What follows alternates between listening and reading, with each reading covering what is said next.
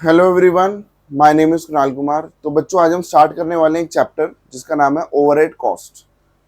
तो बेसिकली जो ओवरहेड है उसका मतलब होता है, जैसे हमने पढ़ा था मटेरियल में दो टाइप का होता है, डायरेक्ट मटेरियल, इनडायरेक्ट मटेरियल। फिर लेबर में भी दो टाइप होता है, डायरेक्ट लेबर और इनडायरेक्ट लेबर। और एक्सपेंसेस में भी दो टाइप होता है, डायरेक्ट एक्सपेंसेस और इनडायरेक्ट एक्सपेंसेस। तो जितना भी इनडायरेक्ट इनडायरेक्ट इनडायरेक्ट है उसको मिला के हम क्या बोल देते हैं, ओवरहेड्स बोल देते हैं। बट ये एक मतलब एक क्लासिफिकेशन है। तो ऐसी तीन टाइप की क्लासिफिकेशन होती है, समझ आ रही है? तो मेनली मेनली आपको माइंड में यही रख के चलना है कि भैया ओवरहेड का मतलब होता है इनडायरेक्ट। मेन क्लासिफिकेशन आपको माइंड में ये लेके चलनी है कि ओवरहेड का मतलब क्या होता है, इनडायरेक्ट। ठीक है, लेकिन इसकी कितनी क्लासिफिकेशंस हैं वो सारी हम यहाँ पे पढ़ना शुरू कर रहे हैं। ठीक है, वो सारी क्लासिफिकेशन हम यहाँ पे पढ़ना शुरू कर रहे हैं। तो मैं यहाँ पे आपको स्टार्ट कराता हूँ क्लासिफिकेशन से। क्लासिफिकेशन, ये हमारा चैप्टर है ओवरहेड। तो हम कर रहे हैं classification of overheads, overheads cost. Sir overhead को मैं शॉर्ट फॉर्म में O/H करके लिखूंगा, तो मेरे हिसाब से आपको प्रॉब्लम नहीं होनी चाहिए, आपको मैंने स्टार्टिंग में बता दिया। तो भाई क्लासिफिकेशन जो ओवरहेड की होती है वो तीन डिफरेंट टाइप्स की क्लासिफिकेशन होती है। एक होती है बाय फंक्शंस। क्या होती है? एक बाय फंक्शंस। ठीक है, एक होती है बाय एलिमेंट्स, बाय एलिमेंट्स। और एक होती है बाय बिहेवियर, बाय बिहेवियर। तो मैं ये सारी बातें इसलिए बताना चाह रहा हूं आप सबको ताकि हम इस चैप्टर को समझें। मतलब ये ना हो कि भैया इस चैप्टर को हमें याद करना पड़ रहा है। मैं चाहता हूं कि आपके कंसेप्ट क्लियर हो। ठीक है, बाय फंक्शंस में हमारे पास क्या क्या आता है? ये आता है प्रोडक्शन ओवरहेड, प्रोडक्शन ओवरहेड्स। ठीक है, एक आता है हमारे पास एडमिनिस्ट्रेशन ओवरहेड, एडमिनिस्ट्रेशन ओवरहेड्स। फिर एक आता है हमारे पास सेलिंग ओवरहेड्स, इसको बोलते हैं सेलिंग ओवरहेड्स। और एक आता है बेटा distribution overheads, this is called distribution overheads. ठीक है, फिर हमारे पास अभी मैं समझाता हूँ क्या है। बाय एलिमेंट्स में हमारे पास वही तीन क्लासिफिकेशन है। इनडायरेक्ट, जो अभी मैंने बताया था आपको, इनडायरेक्ट मटेरियल,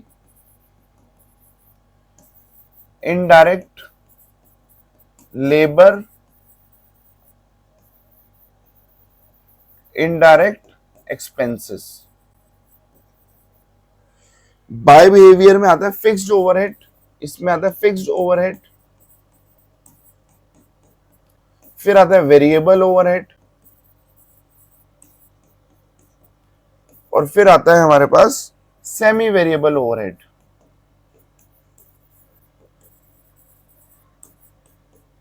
ठीक है भाई, ये हमारे पास क्लासिफिकेशन ऑफ ओवरहेड्स होती है। थोड़ा थोड़ा मैं आपको समझा देता हूँ। मैंने आपको बताया सबसे जो इंपॉर्टेंट क्लासिफिकेशन होती है वो यही होती है, बाय एलिमेंट्स वाली। ठीक है, बट आपको ये तीनों बातें पता होनी चाहिए। तो भाई प्रोडक्शन ओवरहेड, ठीक है, प्रोडक्शन ओवरहेड को हम बोलते हैं फैक्ट्री ओवरहेड, या इसको वर्क्स ओवरहेड भी बोलते हैं, मैन्युफैक्चरिंग ओवरहेड्स भी बोलते हैं। ठीक है, they are the indirect expenses incurred in connection with the production operation.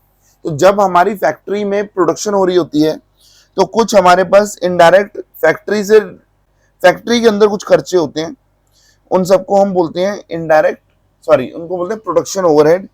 जैसे फैक्ट्री के अंदर जो इनडायरेक्ट मटेरियल लगता है वो इसके अंदर आता है, फैक्ट्री के अंदर जो इनडायरेक्ट वेजेस लगती है वो इसमें आता है, और फैक्ट्री के अंदर जो इनडायरेक्ट एक्सपेंसेस यूज होते हैं वो सब इसमें आएंगे।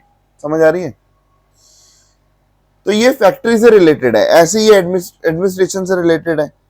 तो एडमिनिस्ट्रेशन में क्या हो जाता है कि भैया जब एडमिनिस्ट्रेशन करना होता है, कंट्रोल करना होता है, तो बहुत सारे खर्चे ऐसे होते हैं जो जनरल मैनेजमेंट की सैलरीज देनी होती है, हम ऑडिट कराते हैं तो ऑडिट फीस देनी होती है।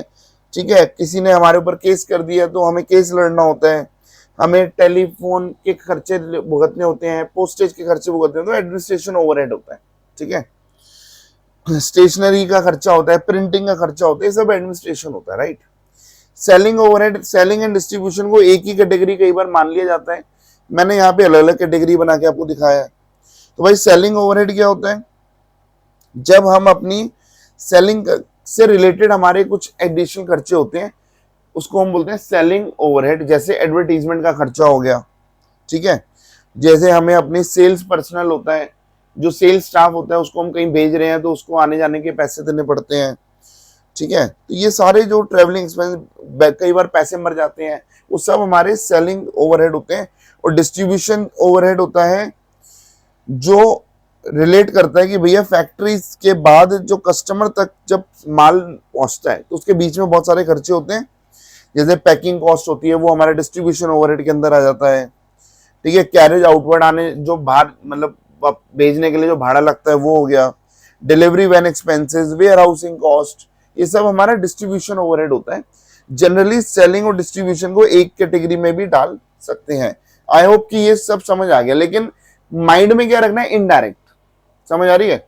माइंड में रखना है इनडायरेक्ट, ठीक है, डन है। फिर आता है हमारे पास एलिमेंट वाला, ये मैंने आपको बता दिया, indirect material plus indirect labour plus indirect expenses, ठीक है। मेन हम क्लासिफिकेशन हम, क्योंकि इसमें भी इनडायरेक्ट ही बता रहा है बट वो अलग तरीके से बता रहा है, इसमें भी इनडायरेक्ट बता रहा है, वो अब मटेरियल लेबर और एक्सपेंसेस के तरीके से बता रहा है। फिर बाय बिहेवियर होता है। एक होता है fixed overhead. Sir fixed overhead क्या होते हैं? फिक्स्ड ओवरहेड होते हैं जो फिक्स होते हैं कि भैया जो आउटपुट पे डिपेंड नहीं करता, समझ आ रही है, वो रहेगा रहेगा। जैसे सपोज रेंट है, मैनेजर की सैलरी है, अब प्रोडक्शन कम हुई ज्यादा हुई, भैया जिससे हमने किराए पे लिया हुआ है उसको तो रेंट उतना ही देना पड़ेगा, ठीक है। मैनेजर की सैलरी, पोस्टेज, ये सब फिक्स्ड ओवरहेड होते हैं, ठीक है। वेरिएबल होता है जो वेरी करता है, ठीक है। जैसे इनडायरेक्ट मटेरियल, अब भैया जितनी मेरे पास टेबल्स बनेंगी उतना ही तो फेविकोल यूज होगा, समझ आ रही है। तो जो फेविकोल है फॉर एग्जांपल इनडायरेक्ट मटेरियल है, तो टेबल बनाने के लिए जो लकड़ी है वो डायरेक्ट मटेरियल है, और जो फेविकोल लग रही है या जो भी, ठीक है, छोटी मोटी चीजें लग रही है वो इनडायरेक्ट मटेरियल है। तो ये सब हमारे पास जो इनडायरेक्ट मटेरियल है, ये सब हमारे वेरिएबल ओवरहेड होते हैं कि जितनी ज्यादा टेबल लगेंगी उतना ज्यादा ये फेविकोल वगैरह यूज होगा, कीले फेविकोल वगैरह, ठीक है। एक होता है बेटा semi variable overhead. Sir semi variable overhead क्या होता है? इसका कुछ पार्ट तो बच्चों होता है फिक्स और फिर कुछ पार्ट होता है वेरिएबल, ठीक है। जैसे मैं आपको एक एग्जांपल दूं, आप थोड़ा सा इसको रिलेट कर पाओगे। आपका जो बिजली का बिल आता है ना, उसमें कुछ पोर्शन होता है फिक्स्ड। मतलब अगर सपोज आपने कुछ भी यूज नहीं करा, आप एक महीना भैया आउट ऑफ स्टेशन थे, आपने सब कुछ बंद करके गए हो, कि आपका बिल जीरो आएगा? नहीं आएगा। आपका कुछ फिक्स्ड पोर्शन होता है कि इतना तो आपका आएगा आएगा, और उसके ऊपर जो आप यूज करोगे उसके ऊपर उससे वो बिल बढ़ता जाएगा। समझ आ गई? इसका मतलब ऐसे जीरो अगर यूज करते हो तो जीरो बिल नहीं आएगा, कुछ पोर्शन फिक्स होता है, उसके बाद जितना यूज करोगे उतना है। तो इसमें फिक्स्ड कंपोनेंट भी होता है और वेरिएबल कंपोनेंट भी होता है। तो मैं इसको ऐसे बोल सकता हूँ कि भैया वो क्या होता है? Semi variable overheads. तो ये थोड़ा सा मैंने इस चैप्टर की भूमिका आपको बताई, by functions, by element, by behaviour, ठीक है। तो भाई जो पहला टॉपिक आपका आता है वो है segregation of semi variable cost, ठीक है। Segregation of semi variable cost. अब भाई ये क्या है, इसको हम समझते हैं। इसमें हमारे पास दो मेथड होते हैं। पहला मेथड होता है high and low point method, high and low point method, ठीक है। मैं इसको समझाता हूं आपको। सर ये जो मेथड है, इस मेथड में हमें अगर वेरिएबल निकालना है, क्या निकालना है? आपको कोई कॉस्ट दी हुई है, उसमें से दूध का दूध पानी का पानी अलग करना है, तो वेरिएबल एलिमेंट पर यूनिट निकालना है। क्या निकालना है बेटा? Variable element per unit. तो ये ध्यान से सुन लेना, लिख लेना। इसका फॉर्मूला होता है difference in semi variable cost, difference in semi variable cost divided by difference in outputs. अच्छा ये किसमें होता है? ये रुपीस की टर्म में होता है, और इधर हम लिखेंगे डिफरेंस इन आउटपुट। और ये यूनिट्स की टर्म में होता है। समझ आ रही है? ये आउटपुट यूनिट्स में होती है, 100 यूनिट, 1000 यूनिट, कितनी भी है। ठीक है, तो इसको मैं समझा रहा हूं कि भैया वेरिएबल एलिमेंट पर यूनिट हमें कैसे निकालते हैं। फॉर्मूला शायद आपने समझ लिया है, इसको याद कर लो 1 मिनट के लिए। Difference in semi variable cost upon difference output, ये फॉर्मूला है। अब भाई मैं एक क्वेश्चन पे लेके चलता हूं। Let me go to a question. This is question number 1। ठीक है, मैं यहाँ पे आपको क्वेश्चन 1 समझाता हूँ। क्वेश्चन 1 कह रहा है segregation of semi variable cost into fixed and variable elements करो। मंथ दिए हुए हैं कि भैया जनवरी में 80 यूनिट प्रोड्यूस हुई है, सेमी वेरिएबल कॉस्ट है 2200। अब जो सेमी वेरिएबल है उसमें कुछ फिक्स्ड है, कुछ वेरिएबल है, तो भाई फिक्स्ड को अलग करके बताओ, वेरिएबल को अलग करके बताओ, बताते हैं। ऐसे ही आपको जनवरी, फरवरी, मार्च, अप्रैल का डेटा दिया हुआ है कि इतनी इतनी प्रोडक्शन हुई है, इतना इतना उसका टोटल हमें सेमी वेरिएबल कॉस्ट दिया हुआ है। ठीक है, शायद आपने क्वेश्चन देख लिया। ठीक है, चलो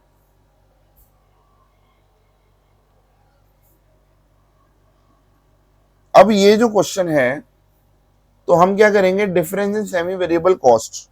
तो भाई difference in semi variable cost, हम एक काम करते हैं,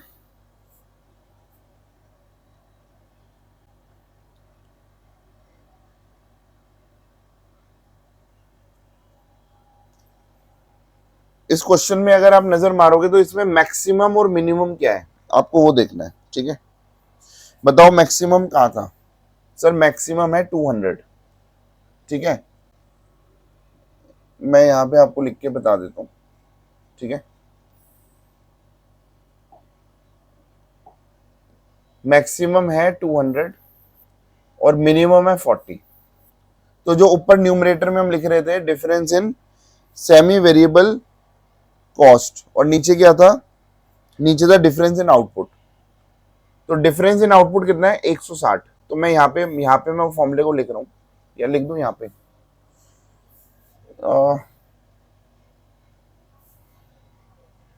मेरे को बार बार ना पेन चेंज करना पड़ेगा, ये दिखेगा नहीं, है ना?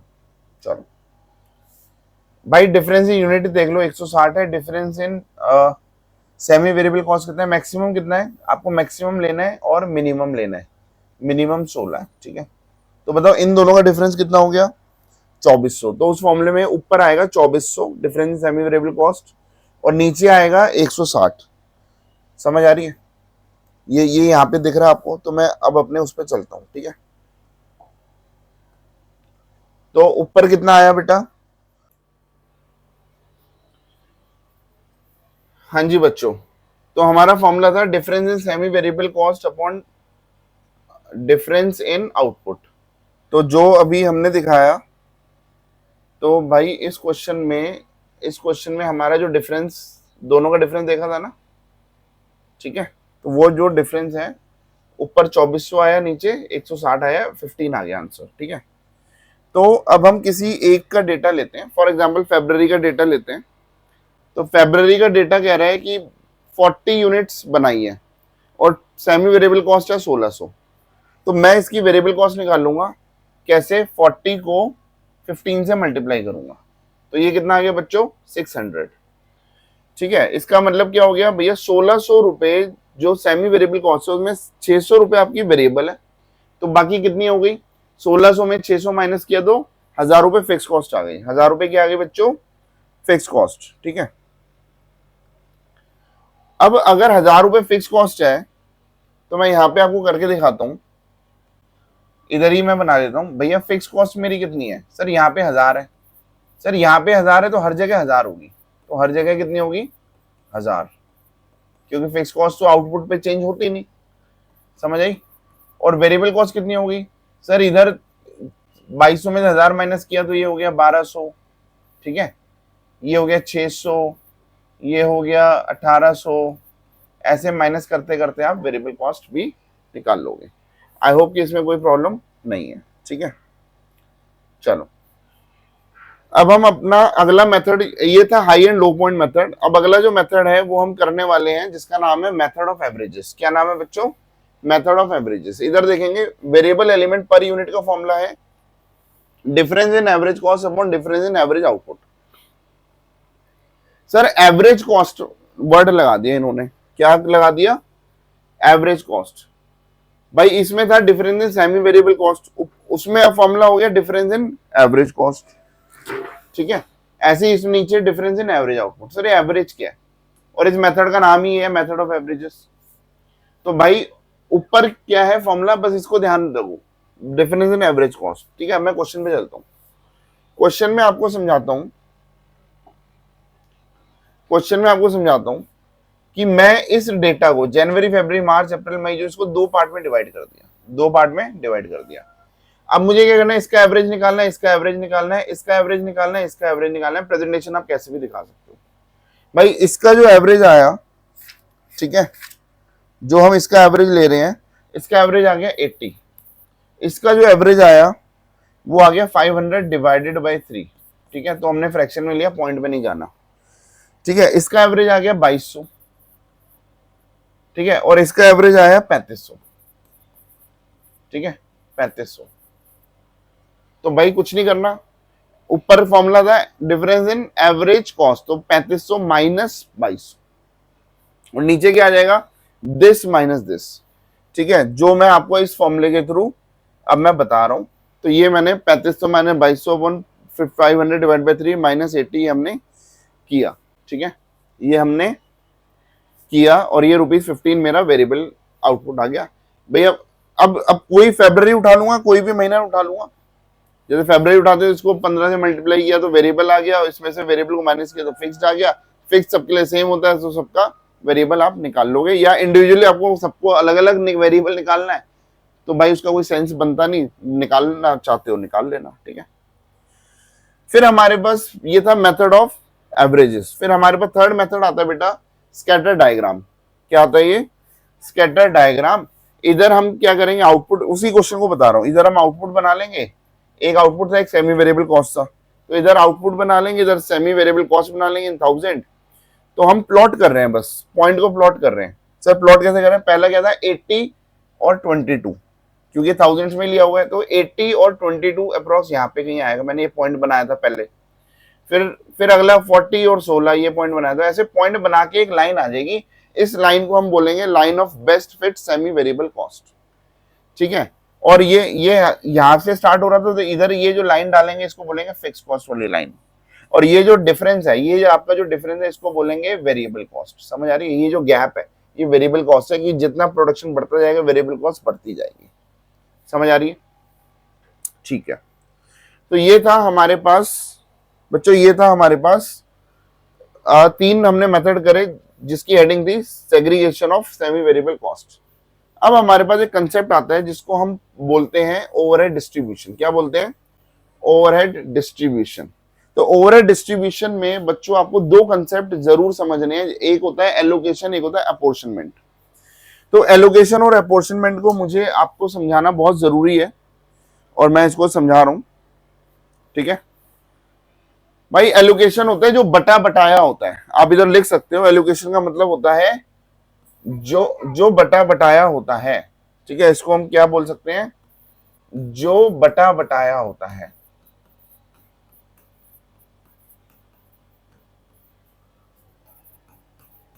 मतलब इसको बांटने की जरूरत नहीं है, और ये वो होते हैं जिसको बांटना पड़ता है, जिसको बांटना पड़ता है। समझ आ रही है सर, ये क्या है, मैं आपको एक एग्जांपल देता हूं। अगर हम एक रेस्टोरेंट में हम ऑर्डर करते हैं और वहां पे थाली सिस्टम है, वहां पे थाली सिस्टम है, तो हम 2 दोस्त गए, दोनों ने थाली ले ली, एक थाली 500 रुपए की थी, 500। तो ये क्या है भैया, जब हम अपना खर्चा बांटेंगे तो भैया 500 तू दे, 500 मैं दूंगा, तो ये खर्चा ऑलरेडी बटा बटाया, ठीक है। जो हमारा बिल आया 1000 रुपए का, तो उसमें खर्चा हमें बांटने की जरूरत नहीं है। अब सपोज मैं एक वैसे एक रफ एग्जांपल है, अगर हम पिज्जा खाने जाते हैं और पिज्जा के हमने फॉर एग्जांपल 4 स्लाइस कर लिए, ठीक है, 4 स्लाइस वाला पिज्जा, और जो एक दोस्त है ए वो ये खाता है, और बाकी जो तीनों स्लाइस हैं वो बी खाता है। अब दोनों को डिवाइड करना अपना खर्चा, तो अब क्या होगा, इसमें डिवाइड करना पड़ेगा, हमें कैलकुलेशन करनी पड़ेगी। जहां पे हमें कैलकुलेशन करनी पड़ती है तो वहां पे हम क्या करेंगे, उसको हम बोलते हैं अपॉर्शनमेंट। क्या बोलते हैं? अपॉर्शनमेंट। ठीक है, जैसे मैं आपको बताऊं, अगर सपोज आप दो दोस्त रह रहे हो, एक फ्लैट लिया है, ठीक है, और उसमें दो कमरे हैं, फॉर एग्जाम्पल ये रूम नंबर 1, ये रूम नंबर 2। तो जो ए दोस्त है वो रूम नंबर 1 लेता है, बी जो है वो रूम नंबर 2 लेता है। अब जब किराया बटेगा, किराया आएगा, तो क्या किराया दोनों को 50-50% देना पड़ेगा? नहीं। क्यों? क्योंकि भैया ये इसका बड़ा रूम है, समझ आ रही है? तो इनका ये क्या करेंगे, ये डिवाइड करेंगे किराया in the ratio of their floor area, कि भैया किसका ज्यादा एरिया है, एरिया के हिसाब से। सपोज इसका एरिया 70% है, इसका एरिया 30% है, 7:3 में हम उसको डिवाइड करेंगे। सपोज अगर 10,000 रुपए किराया है तो 7,000 ये देगा और 3,000 ये देगा। तो हमने क्या बेसिस लिया? हमने फ्लोर एरिया को बेसिस लिया। तो ऐसे ऐसे जो हमारा एरिया होगा, हम उस एरिया को हम उसको अपोर्शन करते हैं, कोई ना कोई बेसिस लेके हमें डिवाइड करना पड़ता है। समझ आ गई?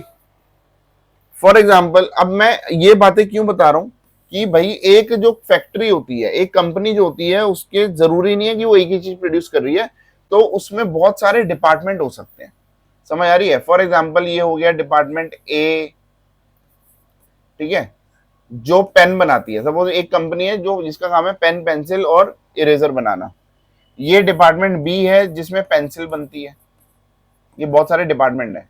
और ये डिपार्टमेंट सी है जिसमें इरेजर बनती है। ठीक है, तो 3 डिपार्टमेंट है।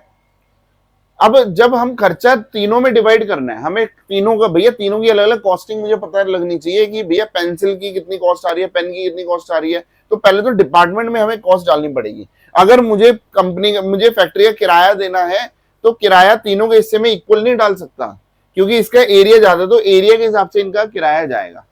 अगर बिजली का बिल आता है तो हम क्या करेंगे, इनका जो इलेक्ट्रिसिटी पॉइंट्स है, इसमें कितने पॉइंट है, इसमें कितने पॉइंट है, इसमें कितने इलेक्ट्रिसिटी पॉइंट या फ्लोर एरिया, कोई भी आप उसको अपॉर्चुनमेंट का बेसिस ले सकते हो। समझ आ रही है? तो वो चाय आई, चाय का 1 महीने का बिल है 1 लाख रुपए फॉर एग्जाम्पल। तो भैया इसमें कितने वर्कर हैं? इसमें 100 वर्कर काम करते हैं, इसमें 60 वर्कर काम करते हैं, इसमें 20 वर्कर काम करते हैं। तो इसका मतलब जो चाय है वो कौन पिएगा? वर्कर पिएगा, फ्लोर थोड़ी पिएगा। तो इसमें फ्लोर एरिया काम नहीं करेगा। इसमें क्या करेंगे, चाय का जो डिस्ट्रीब्यूशन, जो खर्चे का डिस्ट्रीब्यूशन है, वो हम 100:60:20 की रेशियो में बांट देंगे। समझ आ रही है? तो there are various basis of apportionment. ठीक है, और जो बेस्ट बेसिस होता है हमें उसको लेके अपना काम करना। वो क्वेश्चन के थ्रू मैं आपको एक्सप्लेन करता रहूंगा। I will keep on explaining through questions. तो चलो हम इसको स्टार्ट करते हैं बच्चों। हम क्वेश्चन नंबर 2 उठाते हैं। ठीक है, education classes limited has 3 production departments A, B, C and 2 service department। अब भैया प्रोडक्शन डिपार्टमेंट भी हो सकता है और सर्विस डिपार्टमेंट भी हो सकता है। ठीक है सर, ये प्रोडक्शन डिपार्टमेंट और सर्विस डिपार्टमेंट क्या होता है ये हमें समझ नहीं आया, ये समझाओ। ठीक है भाई, समझाते हैं। भाई जैसे मैंने अभी आपको बताया, कि हमारे पास 3 डिपार्टमेंट है। एक डिपार्टमेंट जो पेन बना रहा है, एक पेंसिल बना रहा है, एक इरेजर बना रहा है।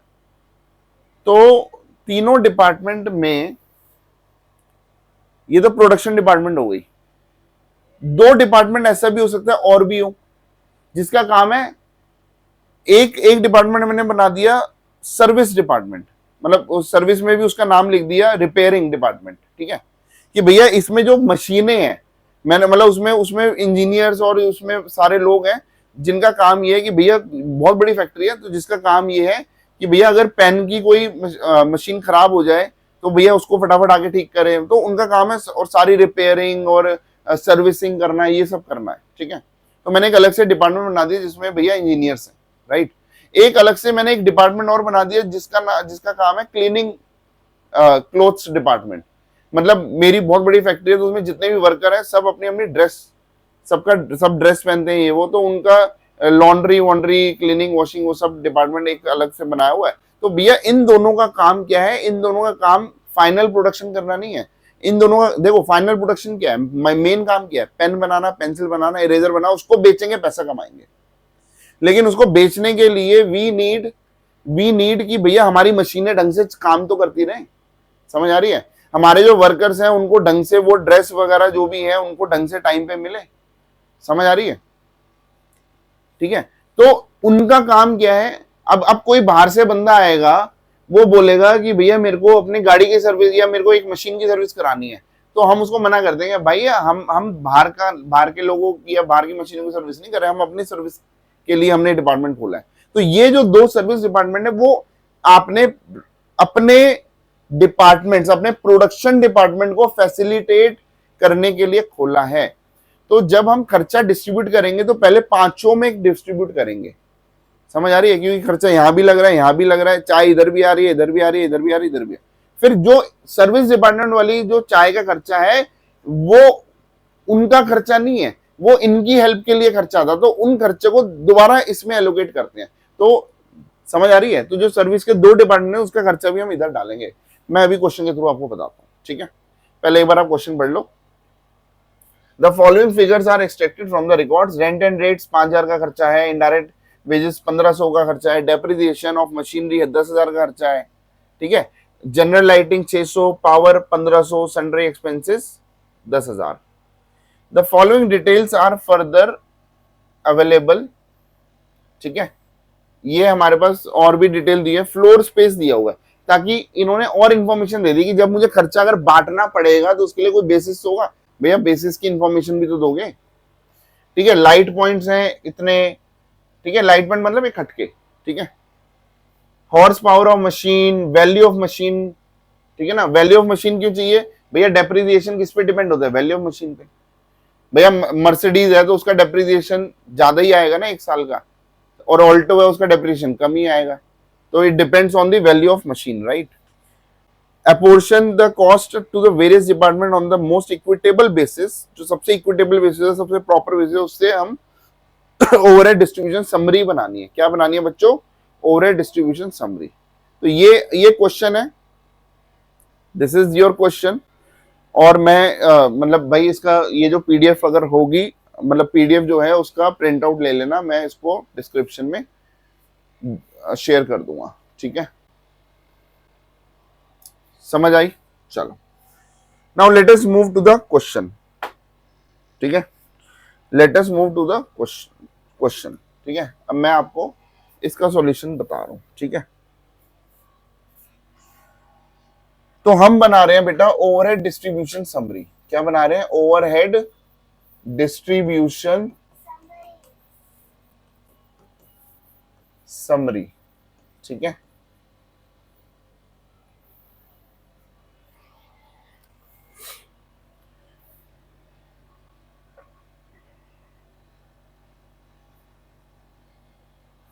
मैं आपको क्वेश्चन भी दिखाता रहूंगा, और मैं मतलब I will keep on switching this, right? This, ठीक है? ऐसे। तो हम एक कॉलम बनाएंगे बेटा, आइटम्स। अगर एक क्वेश्चन आपने समझ लिया ना, एक क्वेश्चन ढंग से समझ लिया, तो मैं बता रहा हूं सेम पैटर्न पूरे चैप्टर में चलेगा, ठीक है? बट इसमें हर क्वेश्चन में थोड़ा थोड़ा नया है तो उसको सीखते रहेंगे, राइट? आइटम्स अपॉर्शनमेंट,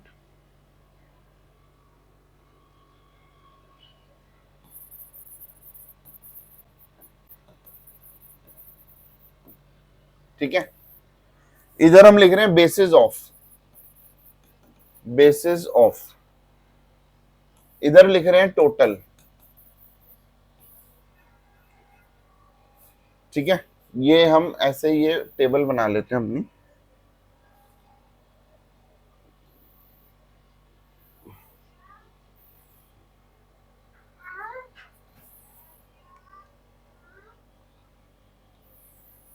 फिर इधर आएगा हमारा प्रोडक्शन डिपार्टमेंट, और इधर आ जाएगा हमारा सर्विस डिपार्टमेंट, ठीक है? इधर हम लिखेंगे प्रोडक्शन डिपार्टमेंट,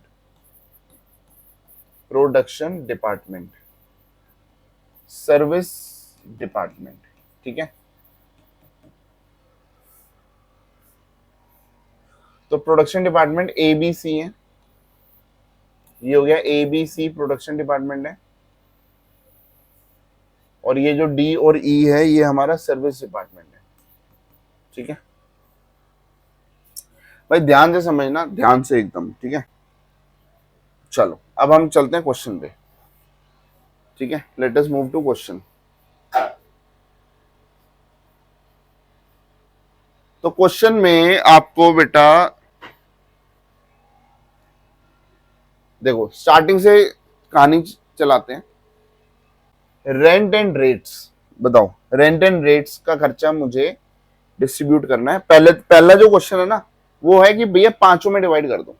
फिर उसके आगे जब हम नेक्स्ट क्वेश्चन करेंगे ना उसमें ये दिया होता है कि जो सर्विस वाला है उसको भी प्रोडक्शन में डिपार्टमेंट। देखो बेसिकली होता क्या है मैं आपको समझाऊं, हमें जितनी सारी कॉस्ट है वो कहां से निकालनी है, वो पेन पेंसिल और इरेजर बेच के निकालनी है। तो पहले तो मैं इन पांचों की अलग अलग कॉस्ट निकाल रहा हूं। एक ही ए डिपार्टमेंट की, पेन डिपार्टमेंट की कितनी है, पेंसिल डिपार्टमेंट कितनी है, इरेजर डिपार्टमेंट की कितनी है, ठीक है, और वो रिपेयर डिपार्टमेंट की कितनी है, ठीक है, और उसके बाद वो लॉन्ड्री डिपार्टमेंट की कितनी है, ठीक है। पहले ये इस क्वेश्चन में बस ये कर रहे हैं। फिर ये बोलेंगे रिपेयर और लॉन्ड्री का खर्चा उनके अपने लिए नहीं, क्योंकि हम रिपेयर से पैसा थोड़ी कमा रहे हैं, लॉन्ड्री से पैसा थोड़ी कमा रहे हैं, तो उनका खर्चा हम एबीसी में मतलब पेन पेंसिल और इरेजर में डालेंगे। फिर हम क्या, हमें बेसिकली क्या करना पड़ता है, एक पेन की मेरी जो कॉस्ट है जिसके अंदर मेरे पेन बनाने की और जो जिसके जो भी रेंट बिजली का बिल ये वो सब उसमें मिला के मुझे एक पेन बनाने की कॉस्ट कितनी पड़ती है मुझे वो पता करना है। एक पेंसिल पे कितना खर्चा आ रहा है, खर्चा कितना आ रहा है सब मिला के। भैया केवल ये नहीं कि पेंसिल में केवल लकड़ी लग रही है और पेंसिल में लेड लग रहा है, भैया और भी बहुत सारे खर्चे ना, हम उसको भी सैलरी दे रहे हैं जो रिपेयर कर रहा है पेंसिल बनाने की मशीनें और बिजली का बिल और ये वो रेंट, ये सब हमें डालना है और फिर हमें पता लगेगा। और अगर सपोज आपको कॉस्ट ही पता नहीं लगी, हो सकता है आपकी कॉस्ट एक पेन की 20 रुपए आ रही हो, आपने बेच रहे हो 15 रुपए में, भैया आपकी कंपनी बंद हो जाएगी। समझ आ रही है? तो हमें कॉस्ट पता करना बहुत जरूरी है। सर कॉस्ट पता नहीं हुई तो और क्या नुकसान होता है, कॉस्ट पता नहीं हुई तो भैया आप कहाँ पे कॉस्ट कम करोगे, आप कर ही नहीं पाओगे। समझ आ रही है? सपोज आपको अपनी कॉस्ट कटिंग करनी है और एंड यू डोंट नो कि आपका कहाँ पे एरिया ऐसा है जहाँ पे आपकी कॉस्टिंग यहाँ पता ही नहीं है कि कितनी कितनी कॉस्ट कहाँ पे लग रही है, तो भैया मैं उसको कैसे कम करूंगा। समझ आ रही है? तो मुझे क्लियरिटी तो होनी चाहिए ना कॉस्ट में, इसलिए हम ये कॉस्ट अकाउंट्स पढ़ रहे हैं। रेंट एंड रेट्स 5,000 है भाई। चलो रेंट एंड रेट्स को हम डिवाइड करते हैं, तो मैं इधर लिख रहा हूँ आइटम्स अपोर्शन, तो मैं इधर लिख रहा हूँ रेंट एंड रेट्स। ठीक है सर, इसका बेसिस क्या है बताओ? रेंट एंड रेट्स किराए का बेसिस भैया फ्लोर स्पेस होता है, ये बेस्ट होता है। और इसको जैसे जैसे क्वेश्चन करोगे आप इस लॉजिक को माइंड में फिट भी करते जाना। ठीक है, ये मैंने बहुत बार बता दिया भैया, किराया जो जिसकी जितनी जगह है उस हिसाब से किराया बांट लो।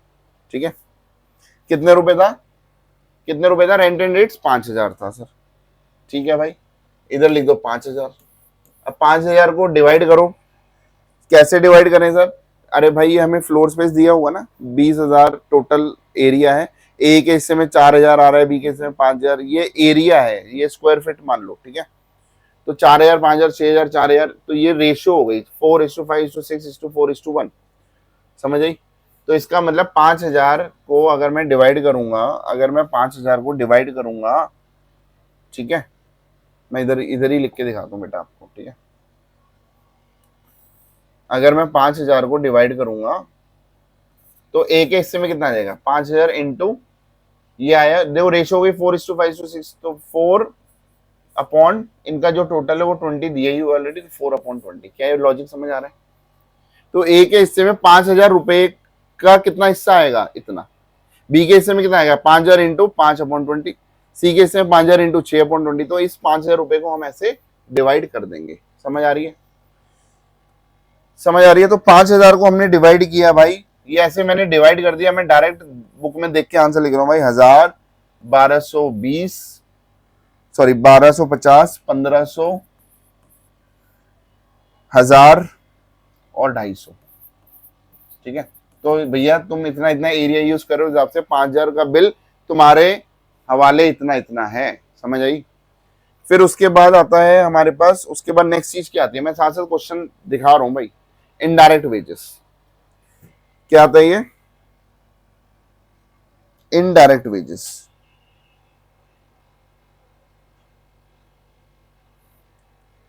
सर ये इनडायरेक्ट वेजेस लिखा हुआ है, बट मैं इधर लिखूंगा डायरेक्ट वेजेस। क्या लिखूंगा इधर? Direct wages. ठीक है।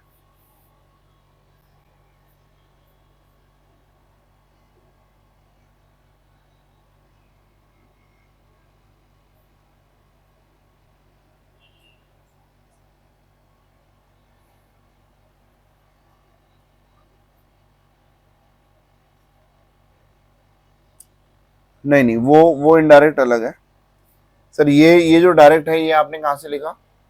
ये क्वेश्चन क्वेश्चन में लिखा हुआ है डायरेक्ट वेजेस। तो भाई देखो ध्यान से सुनना, ये जो डायरेक्ट वेजेस है, ये ए का कितना दिया हुआ है? ए का, मैं इधर, बेटा आप शायद कंफ्यूज मत होना, ठीक है।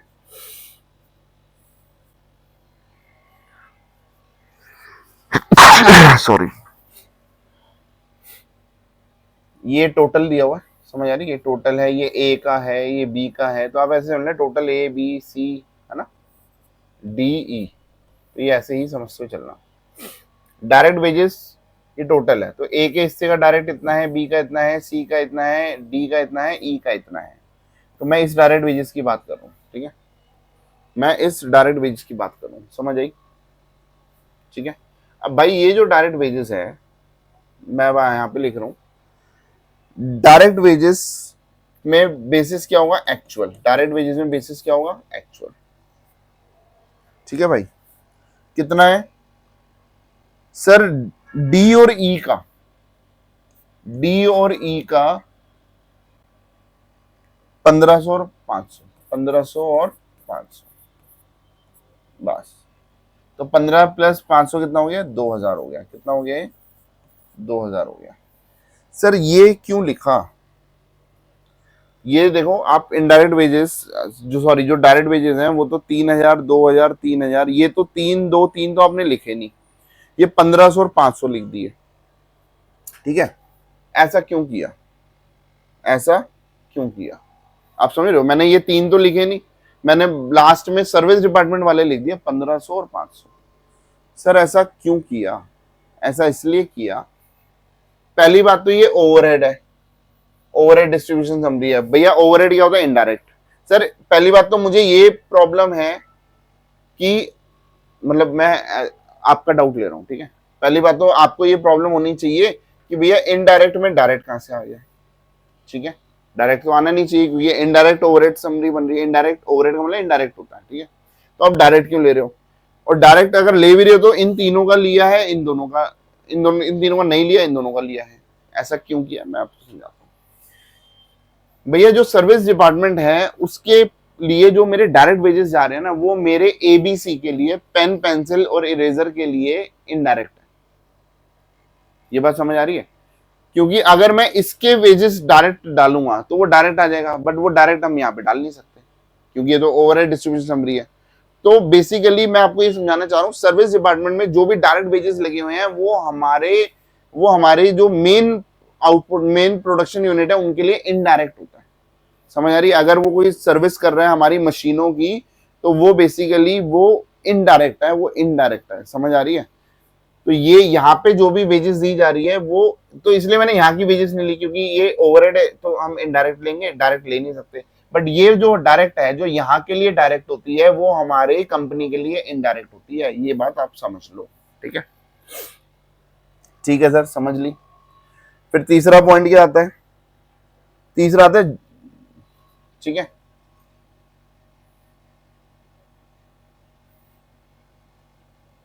तो हमने रेंट एंड रेट्स ले लिया, फिर हमने डायरेक्ट वेजेस ले लिया, ठीक है। सर इनडायरेक्ट वेजेस तो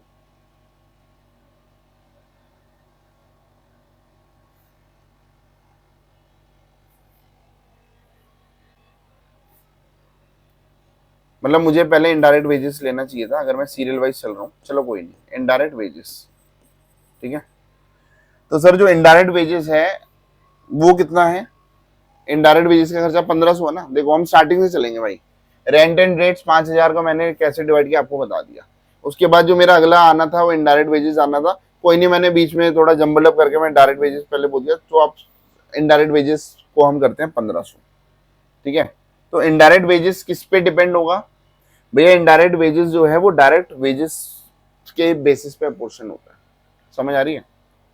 सर ये क्या है भाई? देखो पहला क्वेश्चन है तो मुझे बात समझानी पड़ेगी, नहीं तो याद करना पड़ जाएगा, इसलिए मैं समझाने पे ज्यादा, कंसेप्ट पे ज्यादा बिलीव कर रहा हूँ। भाई एक बार बताओ, अगर अगर दिवाली गिफ्ट देना है, समझ आ रही है, दिवाली पे सपोज कुछ भी बोनस वगैरह या गिफ्ट देना है, एक ऐसे समझ लो गिफ्ट जो है वो वेजेस का पार्ट हो गया, ठीक है।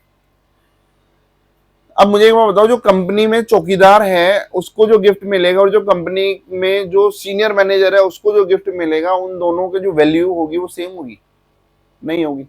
सर इसको कम का गिफ्ट मिलेगा, मतलब इसको ऐसा होगा कि भैया चलो इसको एक बेडशीट पकड़ा दी, ठीक है, और जो कंपनी का सीनियर मैनेजर है उसको भैया एप्पल का आईपैड दे देंगे दिवाली गिफ्ट में। समझ आ रही है? तो सर ये ऐसा ऐसा भेदभाव क्यों? अरे भाई भेदभाव नहीं है, वो सैलरी के हिसाब से, उसकी जितनी सैलरी है उसके हिसाब से उसको दिया गया, उसकी जितनी सैलरी है उसके हिसाब से। तो ये इनडायरेक्ट वेजेस का बेसिस क्या होता है? Direct wages. समझ आ रही है? तो मैं आपको समझा रहा हूँ, जो इनडायरेक्ट वेजेस 1500 थे उसका बेसिस क्या है? Direct wages. तो इसकी डायरेक्ट वेजेस की रेशियो क्या है? 3:2:3:3, जो भी ये रेशियो बनी उसमें हम डिवाइड कर देंगे। समझिए? तो direct wages, sorry indirect wages कितना था? इनडायरेक्ट वेजेस का बेसिस था डायरेक्ट वेजेस। इनडायरेक्ट वेजेस का बेसिस है डायरेक्ट वेजेस, और ये है 1500। तो 1500 को हम 3 पार्ट में डिवाइड कर देंगे, मतलब 5 पार्ट में डिवाइड कर देंगे।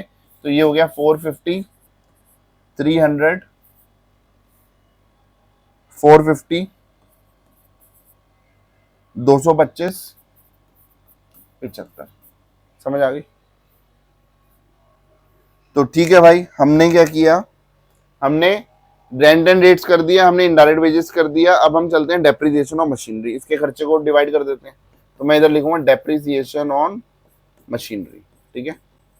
तो डेप्रिसिएशन ऑन मशीनरी किस बात पे डिपेंड होगा? अभी मैंने मर्सिडीज और ऑल्टो का एग्जांपल दिया था ना, अगर उसकी हमें डेप्रिसिएशन लगेगा तो क्या होगा? तो it depends on value of machinery, it depends on value of machinery, ठीक है। तो सर वैल्यू ऑफ मशीनरी क्या दिया हुआ हमें? देख लो, वैल्यू ऑफ मशीनरी हमें दिया हुआ है 60,000, 80,000। तो इस रेशो में हम डिवाइड कर देंगे। तो भैया टोटल जो खर्चा है डेप्रिसिएशन का, वो हम इस रेशो में, टोटल खर्चा डेप्रिसिएशन का कितना है?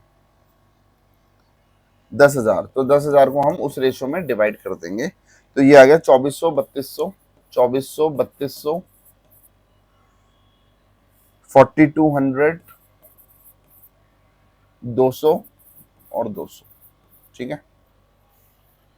फिर आता है हमारे पास, हमने रेंट एंड रेट्स कर लिया, देखो मैं बार बार दिखा रहा हूँ, रेंट एंड रेट्स कर लिया, इनडायरेक्ट वेजेस कर लिया, डेप्रिसिएशन मशीनरी कर लिया। अब आता है हमारे पास जनरल लाइटनिंग, ठीक है। तो हम थोड़ा सीरियल वाइज करेंगे, बीच में मैंने उबड़ खाबड़ कर दिया डायरेक्ट वेजेस वाला, वो नीचे आना था बट मैंने चलो ऊपर समझा दिया आपको। अब नेक्स्ट क्या है? जनरल लाइटनिंग, ठीक है। तो मैं इधर लिख देता हूँ जनरल लाइटनिंग। जनरल लाइटनिंग मतलब जो भी, मतलब जो लाइट वाइट ये वो है ना, उसका जो बिल आया, ठीक है, ठीक है। तो ये जो जनरल लाइटनिंग है ये किस पे डिपेंड होगा? Light points. क्या दिया हुआ है? Light points. समझ आई? तो देख लो भाई, लाइट पॉइंट्स आपको दिए हुए थे ना, तो ये देख के मैं अपना बेसिस बना रहा हूँ, ठीक है। लाइट पॉइंट का रेशियो क्या है? 2:3:4:2:1, इस रेशियो में डिवाइड कर देंगे, ठीक है। तो भैया लाइट पॉइंट का जो बिल था वो कितना था? 600। तो 600 को हम कैसे कैसे डिवाइड करेंगे? सर 100 रुपए, 150, 200, 100 और 50। समझ आई? ठीक है भाई, तो ये हमारा क्या हो गया? ये हो गया हमारा जनरल लाइटनिंग का खर्चा। सर जनरल लाइटनिंग के खर्चे के बाद कौन सा खर्चा आ रहा है? पावर, ठीक है। तो भाई पावर को भी हम डिवाइड कर देते हैं। सर पावर का जो खर्चा है वो किस में डिवाइड होगा? वो हॉर्स, किस पे डिपेंड होता है? Horse power of machine. Machine कितनी हैवी है, तो मशीन कितनी हॉर्स पावर है, उस पर डिपेंड होता है पावर। भाई दो बिल होते हैं, एक होता है बिजली का बिल, एक होता है पावर का बिल, क्योंकि फैक्ट्रियों में ना पावर का बिल भी आता है। मतलब जो मशीनें होती है ना, बहुत हैवी हैवी मशीनें होती हैं, तो जब वो मशीनें चलती हैं तो उसको हम नहीं बोलेंगे इलेक्ट्रिसिटी बिल, उसको बोलते हैं पावर बिल, ठीक है। तो वो जो पावर है वो 1500 रुपए का खर्चा था, वो हॉर्स पावर मुझे क्वेश्चन में दिया हुआ है, ठीक है। Horse power of machine 60। समझ आ रही है? ये तो टोटल है। तो 6:5:5:1:0 में डिवाइड कर देंगे, ठीक है। तो ये सर कैसे डिवाइड करेंगे, पावर का है 600 300 600 300 500 100 और इसके हिस्से में कोई खर्चा नहीं है, ठीक है। तो भाई ये पावर हो गया। फिर आता है सन्ड्री एक्सपेंसेस। क्या आता है, sundry expenses. Sir sundry expenses किसका रेशो किससे होगा, सर ये हमेशा डायरेक्ट वेजेस से होगा, ठीक है। ये किससे होगा, डायरेक्ट वेजेस से। तो कुछ अपोर्शन ऐसे हैं जो आपको क्वेश्चन के थ्रू पता लगेंगे, मतलब जैसे हम क्वेश्चन करते जाएंगे ना तो याद भी रखते चलना कुछ ना कुछ, भैया सन्ड्री एक्सपेंसेस किस पे डिपेंड होता है, डायरेक्ट वेजेस। ऐसे ही कोई छोटे मोटे खर्चे, समझ आ रही है। तो ये जो छोटे मोटे खर्चे होते हैं ये डायरेक्ट वेजेस पे डिपेंड होते हैं। तो भाई हमारे छोटे मोटे खर्चे कितने थे, सन्ड्री एक्सपेंस 10,000, तो डायरेक्ट वेजेस कितने 3:2:3, ऐसे ऐसे रेशो में बांट देंगे। तो भाई ये 10,000 को मैं डिवाइड कर दूंगा 3,000 2,000 3,000 1,500 और 500, ये हम इस पार्ट में डिवाइड कर देंगे, ठीक है। सर एक बार बताओ, ये सारी चीजें कवर हो गई, ये हो गया ये हो गया ये हो गया ये हो गया ये हो गया ये हो गया, ठीक है। उसके बाद पूरा क्वेश्चन पढ़ेंगे। फ्लोर स्पेस तो सर बेसिस होता है, इसको तो क्या डिवाइड करना है, वो तो डिवाइड, इनको डिवाइड करने के लिए हमें हेल्प करने की जरूरत थी। लाइट पॉइंट्स भी हमें हेल्प की बेसिस था। डायरेक्ट वेजेस, तो सर डायरेक्ट वेजेस आपने उसको, ये तो हेल्प करने के लिए था ना भैया। डायरेक्ट वेजेस केवल एक, इसमें ये एक चीज ऐसी थी जिसके डायरेक्ट वेजेस क्या होते हैं, वो मेरी डिस्ट्रीब्यूशन में इनडायरेक्ट वेजेस की तरह आएंगे, इसलिए मैं वो मैंने आपको स्टार्टिंग में समझा दिया था, ठीक है। हालांकि ये मुझे लास्ट में लिखना चाहिए था, ठीक है, क्योंकि ये कुछ नहीं है, ये आएगा हमें जो जाना है डायरेक्ट वेजेस सर्विस डिपार्टमेंट में आएगा। ये हॉर्स पावर बेसिस है, वैल्यू ऑफ मशीनरी बेसिस है, ठीक है। Now this is my question, ठीक है। Apportion the cost to the various department on more equitable basis, तो ये मैंने इसको अपोर्शन कर दिया। अब आप इसको डिवाइड, अब आप इसको टोटल कर दोगे, ठीक है। तो ये भाई टोटल इधर मैं लिख दूंगा, टोटल, तो टोटल कितना है 30,600, मतलब टोटल जो खर्चे थे 30,600 के थे, जो मैंने डिवाइड करे। ए के हिस्से में आ रहा है 7,550, बी के हिस्से में आ रहा है 7,200, सी के हिस्से में आ रहा है 9,650 और ये आ रहा है 4,625 और ये आ रहा है 1,575। तो आप ये देखो, मैंने सारे खर्चे डिवाइड कर दिए, समझ आई, सारे खर्चे डिवाइड कर दिए, ठीक है। तो ए के हिस्से में इतना आया, बी के हिस्से में इतना, सी डी ई, ये हमने डिवाइड कर दिया। ये इसको हम बोलते हैं ओवरहेड डिस्ट्रीब्यूशन समरी। बट अभी मैंने क्या काम किया है, मैंने सारे डिपार्टमेंट में डिवाइड कर दिया। अगला जो काम होगा ना वो क्योंकि ये तो कोई खर्चा ही नहीं है, ये इनका खर्चा इनके लिए हुआ है, एबीसी के लिए, तो ये खर्चा भी इसमें डिस्ट्रीब्यूट होगा, वो हम आगे क्वेश्चन में करेंगे। आई होप कि बेटा ये ना सारा लिख के ही समझाना था, लिख के समझाऊंगा ना तो समझ आएगा। अगर मैं केवल आपको पीडीएफ से ऐसे ओरली बता दूंगा ना तो समझ आने में बहुत दिक्कत होती है, ठीक है। थोड़ा सा इससे वीडियो थोड़ी बड़ी बनती है और थोड़ा सा आपको बोरिंग भी लग सकता है, बट कंसेप्ट की बात हो तो मेरे हिसाब से कंसेप्ट एक एक चीज क्लियर हुई है, ठीक है। Thank you so much, see you in the next class. इसका पार्ट 2 पार्ट 3 ऐसे निकालते रहेंगे, मिलते हैं नेक्स्ट क्लास में, बाय।